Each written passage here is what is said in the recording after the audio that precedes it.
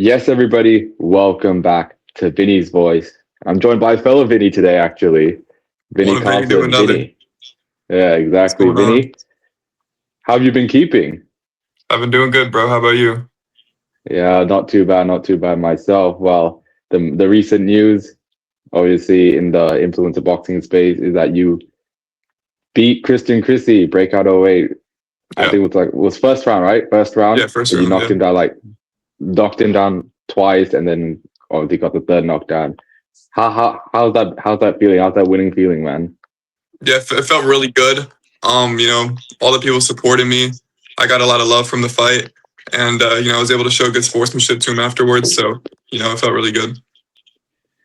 Yeah, so that was actually the first fight I did watch live on Breakout 08. That was the first fight, and honestly, I was quite surprised. I actually didn't know you were that much taller than him. I didn't know the height difference because you were 6'3". When he said 6'3", and then the other guy was 5'2", I was like, oh, wow, okay, they got a major height difference, yeah. And I think, to my opinion, it was the most hyped fight, obviously from your background from brand rates and all that. So personally, I think it delivered. But now, speaking on brand rates, obviously you did have that fight against AP, which was the unfortunate result. Yep. When you obviously took that loss, what was the main lesson you took coming into obviously your fight with Christian? Yeah, there's a lot of things I took from that fight, both physically and mentally. It was a big moment, and I hit rock bottom in that moment. It was a big loss in front of hundreds of thousands of people, my friends, my family, and I took a little bit of time off to build back mentally stronger, and gain more confidence, get back in the gym, learn from my mistakes, and use that against Christian. Yeah, for sure. And you say mentally, and I obviously saw your post fight interview. You thanked your Lord and Savior Jesus Christ. How is Jesus helped you, and obviously your faith helped you through this game and through especially through that tough time when you did take that loss. Yeah, your family and your friends, they can help you to an extent, in my opinion. You can talk to people, but at the end of the day, you have to wake up on your own. You got to go to sleep on your own. You got to train on your own. Everything you do, you really only got yourself. And for some time after my fight, that wasn't making me happy as a person. November, December, those were tough months for me after my fight, and just tried, praying to God, getting closer to God, and just prayed for Him to give me that confidence against Chris. And going to that fight with Chris, I was a little nervous. I didn't want to, lose again.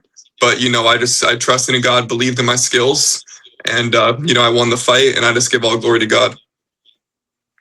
Yeah, for sure, man. I think if you don't know, another fellow SCB boxer, Cole Sterling, when he told me he's also quite heavy in his faith, he told me God can give you the God can give you the gloves to fight, but he can't give you the win. God, and especially with everyone's religion. Well, my religion especially, that's why I believe that God will give you the things you need to do, but it's ultimately up to you Right. of the work you put in, etc. And clearly, you did put that work in from that last fight. I saw massive improvements, and Thank you. you got that win. And now, again, speaking on AP, you had familiar faces from AP's team in your corner, Yeah. obviously Avery Drake and Josh. How was that? How did that feel? Like a full circle moment. First, you were fighting against this guy. Now they're helping you. Elevate your boxing journey. Talk to me a bit about that. Yeah, it's the craziest thing to me, seeing them in person for the first time.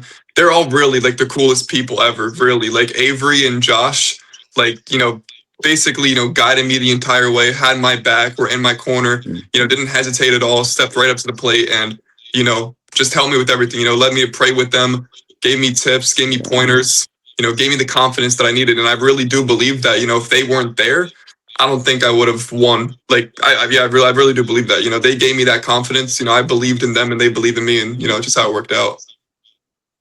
Mm. I say you said you were nervous, and if I was being honest, like I did not expect Christian to come out the way he did the first like 10, 20 seconds. He was game, man. Like I was like I was like, all right, this guy. I'm not sure. I've never seen him fight, and then I see this guy to come out like almost like Mike Tyson s sort of. The way he was like moving. I was like, wow, this guy came to play.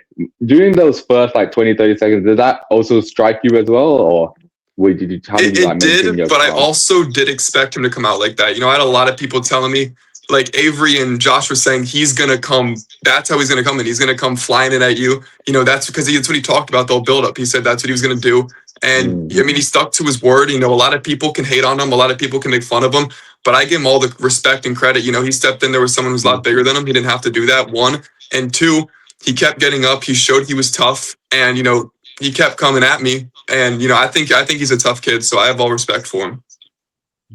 yeah, for sure. He was a hell of a tough kid, and Yeah. I also watched that face off, and normally in boxing people use the face off. They say, oh, I'm gonna knock you out, I'm gonna come out in this way, and then on the night it's a completely different thing. It's sort of a mind game thing. But fair play to the guy. He actually stuck to his word.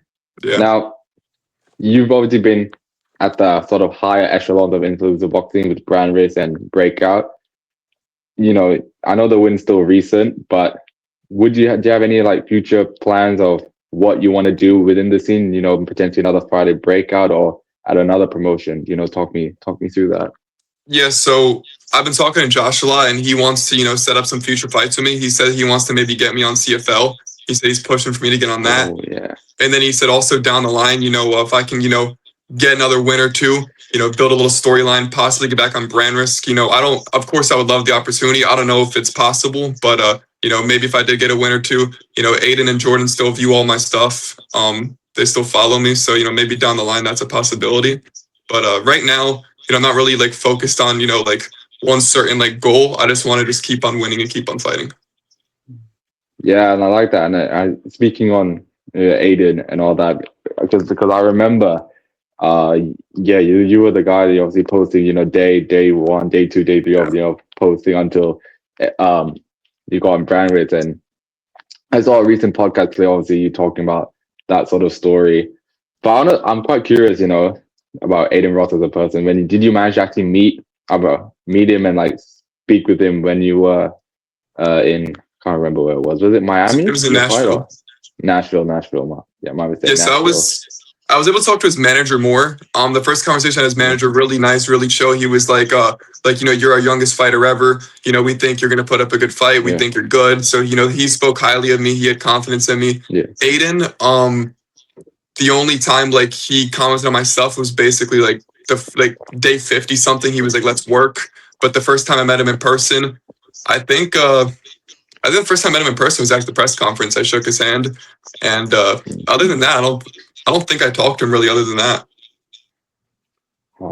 yeah, because I think I had OJ on and OJ Rose a couple months ago when he was on Brand Risk, and he told me a cool story how I invited him to his streaming room, and he went there, and then with the game and all that. So I found that pretty cool as well. But you mentioned you're working with Josh now. Yeah. Would you say you're officially, well, before I ask my next question, would you say you're officially signed with him, or is he just like sort of helping you out at the moment? It's like 50-50. I'm not officially signed with them, but I think that's something that is definitely could potentially happen. Yeah, and absolutely, if it does happen, he has got a good team around him. He's got AP, got Connor, Avery, and then I think adding yourself to the list would be amazing. And one thing when I spoke with AP and Connor is that he really pushes the idea of content creation. What do you think? What are your goals when you're with him? How to sort of elevate your own content in order to reach sort of more engagement and more people in order to get you the bigger fights? Yeah, I mean, kind of, similar to what I'm doing now, just posting a lot, trying to get my name out there. And also, putting out the right information, like I just don't want to post like, just similar stuff everyone else posts. I want to post motivational stuff. I want to post stuff that, help other people grow and, just stuff like that. Yeah, I really like your motivational stuff as well. I've read some of your quotes as well. Quite inspiring, especially with AP. I think AP is doing a lot of that as well. Yeah. I think Connor as well, Connor Kennedy here and there. So I think I posted one yesterday, but yeah, I thought I was like, oh, let me post one and just trying to grow myself. But I have a different question for you now. Mhm. So sort of driving away from the realm of boxing is a question I heard from Chris Williamson. You know Chris, right? Chris Williamson, are you aware of him? I don't think so. Like a big like podcaster guy. So this question he asked it at his podcast a lot, and I thought I'll ask it here. Mhm. If let's just say your life was a documentary or movie, Mhm. and they'll they were filming, and then up to this point, like this point right now, what would the audience be screaming at you to do right now? What would they be screaming at me to do? Yeah, to do, or what's the one thing that's so obvious that you should be doing, but maybe you're not doing, or something like that. That sort of thing. Um, that's a good question. Like something I should change or something I should keep on doing? Either like either keep on doing or something maybe like secretly, or maybe I'm putting this off. I know I should do it, but I'm not doing it, or maybe I should do this to elevate myself, or here and there, something like that. Yeah, I'd say the first thing that comes to mind is to just keep on going, don't give up, because I feel like I was put in a spot where, Mm. where a lot of people would give up. And, there were times where, I didn't believe in myself and, I wanted to give up. November 7th was the worst night of my life. I could have given up and I wanted to. And, my first thought after that fight was like, I'm done. This is it. That was a terrible performance. And, I took some time, mentally build myself back up and got back in there and won a fight. And, now, I'm back in it and I want to, keep on performing just like the way I did March 21st. So, back to your question, if a lot of people were watching, it would just be not to give up, because I feel like a lot of people, they've dealt with similar things or things even a lot worse than what I've dealt with. And you never know, if you keep on going, you get to places you never thought you'd get to.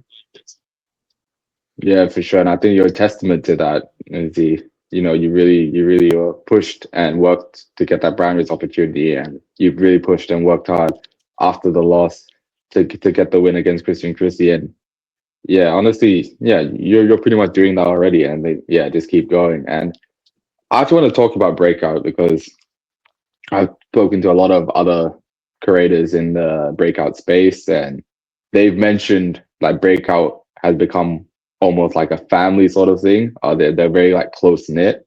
How did Right. you feel, being around like, Fight Week, or being around like, Lesra, Pat? How do you feel like being around that sort of close knit community as opposed to like a brand race? You Yeah, know I what I think mean? I think you described it perfect. I feel like I felt very welcome. Everyone was very nice. Mm, Pat, Lesra, and I don't want to say a couple names just because I don't know if I pronounced it rightly off the top of my head because I only had a couple conversations. But like people who I just met were super nice, super chill. And treated me like mm, family. Really, I mean, they were all really nice and supported me, showed me love.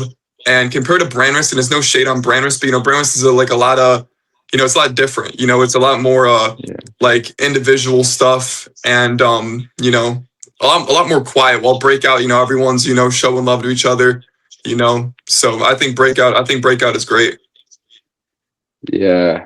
Exactly, man. That's what I know. Even obviously getting interviews, I guess.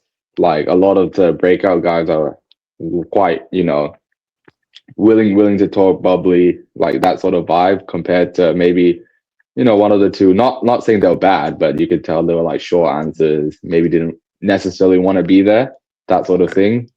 But yeah, that's what I've noticed as well. But speaking on uh Breakout again, you said you're hoping to push for the CFL Mhm. opportunity.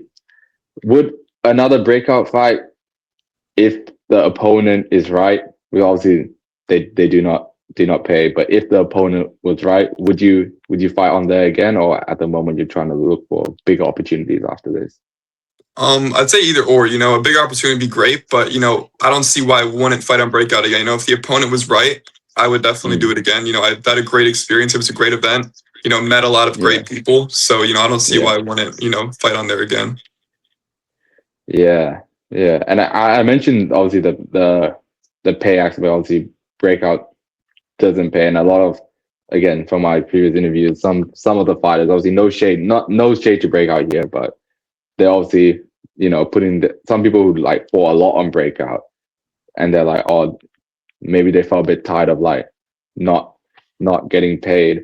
What do you actually make of like that? Obviously, he got paid in brand risk and potentially may get paid in CFL, but fighting on breakout and if you were to continue and not get sort of paid with that sort of, how can I say, not demotivate you over like sort of, yeah, pretty much. Would that demotivate you, or do you just are you just doing this for the love of the game pretty much? I think it's a mix of both. I love the sport, but at the end of the day, it is, boxing is money. And I think if to the bigger picture in Yeah. boxing, in the bigger picture of boxing, you need to be getting paid. But in the spot that I'm at right now, my career is just starting. So I don't mind not getting paid. Yeah. Like I was in a spot where, I was all the way down low, and breakout, gave me the opportunity to build myself back up. So for me, as of right now, I'm young. It's not really about the money right now. Right now, it's, making a name for myself, and the money will, coming down the line. Exactly. And I love how as well what Lesnar and Pat, putting people on the map and giving people opportunities like yourself, and even like Christian. Like Christian wasn't, I didn't know who Christian was, and now I found it quite entertaining. And I think, yeah, when you in your face off, I found it hilarious. The way he was like standing like this the whole interview, I'm like, oh, this guy is like, I love to, and he came out like steaming, and I think if breakout pushes him, like he could be. He could be. I might have him on. It'll be quite an entertaining conversation. Yeah, I think he's a character. He's cool. Yeah. He's not a bad guy either. He's a cool guy. Yeah. And not to like talk highly of myself. I don't want to talk about my own skills, but I do feel like I hit pretty hard, and I was hitting him, and he just kept coming forward. Like he kept getting up. So I feel like if he fought someone his size, I think he would do good. I do think he needs to work on some things, and definitely get in the gym and train hard. But I think if he does that, I think he'll be good. Yeah. I'm gonna. All right, you mentioned the height difference again, but I'll ask you this: were you surprised that you were offered Christian, and when you obviously knew all the details of the height difference and all that, were you surprised that about that, or were you like anyone at this moment, or were you given like a list of names, or how did that sort of how did that fight come about actually? Yeah, I'll tell you. So after brand risk, got a lot of people messaging me, some people talking trash, some people asking to fight, and one of those names were Christian. He was asking to fight. And I actually went to his page, and he was making like the same videos as me, training to get on brand risk, day 3, day 4. And I'm like, all right, this kid's kind of, doing what I'm doing. He's asking to fight, I'm not going to fight him, like, whatever. Then his brother starts messaging me. He's like, don't duck my brother, fight my brother. Oh. And then he starts texting me, and he's like, why are you ducking me? You left my brother on scene. Like, what? Like, they just were spamming me. So I was like, all right, I got to fight him. So then after I agreed to it, I find out he's like, he told me he was like 5'3" and like 155 pounds. I'm like, all right, I'm 6'3", 175. How about we meet in the middle at 165? And then he was like, no, you can stay at whatever weight you want. Like, I don't care what the weight is, I'll fight you. So there's two things that come with that. It's not very smart. There's weight classes for a reason, but I also respect it. He didn't really care. He just wanted to fight. So that's how that fight came about. And, I told him, I shook his hand after, and we talked after the fight. I was like, I was in a way worse position than you. You lost in front of, maybe a couple thousand. I lost in front of a couple 100,000. You kept getting up. I didn't really get up. So I lost in a way worse way, and I came back from it. So if I could come back from it, he can as well. So I'm there for him. I think he's a cool guy, and I hope he comes back. Yeah, for sure, man.